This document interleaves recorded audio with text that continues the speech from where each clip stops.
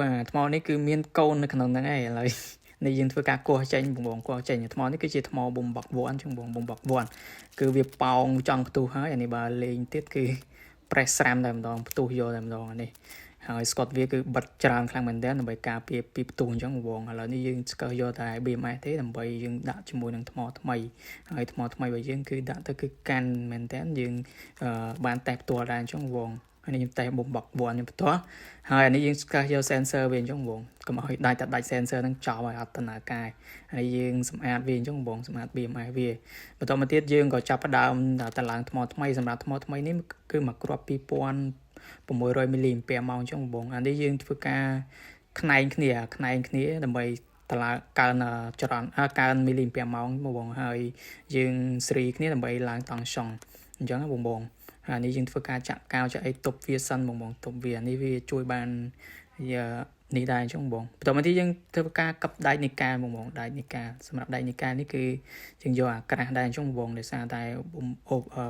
speaker អីវានេះវាទាញចរន្តខ្លាំងដែរអញ្ចឹងបងយើងត្រូវការក្រៀងក្រាស់ដែរអញ្ចឹងបងបន្តមកទៀតយើងធ្វើការកັបកន្លែងផ្នែកសេរីគ្នាសេរីនេះគឺឡើងអានេះតែ2 cell បង2 cell អញ្ចឹងវាស្មើនឹង 7.2 វ៉ុលនេះតង់ឆុងធម្មតាបាទតង់ឆុងពេញគឺ 7.4 វ៉ុលអញ្ចឹងបង8.4 វ៉ុលសម្រាប់ថ្មនេះគឺមួយគ្រាប់វាចេញបាន 5C ដែលវាស្មើនឹង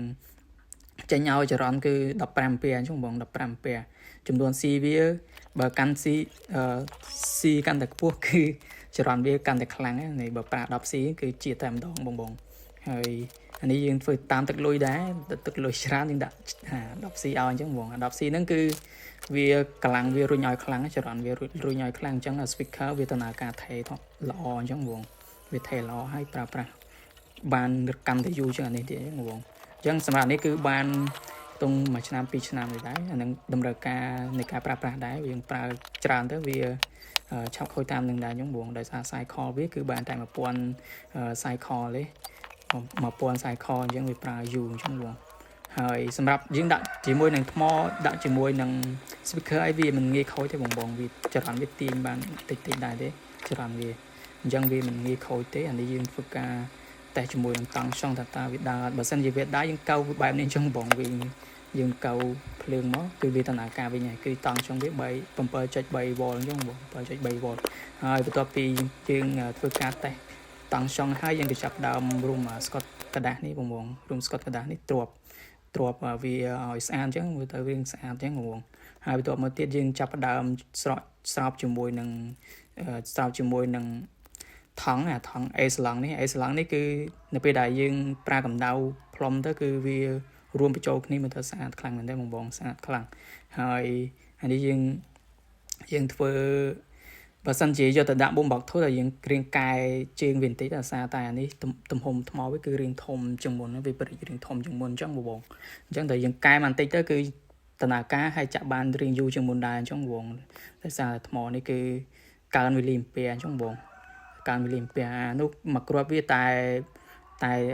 2000 មីលីអាំពែម៉ោងអញ្ចឹងវាអត់សូវកាន់បានដែរអានេះវាយើងដាក់ថ្មថ្មីដាក់ថ្មមូលចេះទៅគឺវាកាន់ជាងមុនអញ្ចឹងបងវាប្រើប្រាស់បានរយៈពេលយូរជាងមុនយូរម៉ោងជាងមុនអញ្ចឹងបងអានេះយើងធ្វើឲ្យយើងបាត់ label បញ្ជាក់ពីចរន្តតង់ឆុងវាអញ្ចឹងបងពីមីលីអាំពែវាអញ្ចឹងបងហើយអានេះគឺបាន1200 មីលីអាំពែម៉ោងអញ្ចឹង1200 មីលីអាំពែម៉ោងហើយបើសិនជាបងមានតម្រូវការរៀបថ្មក៏បានទិញស្រាប់ក៏បានខ្ញុំមានក្នុង stock ដែរ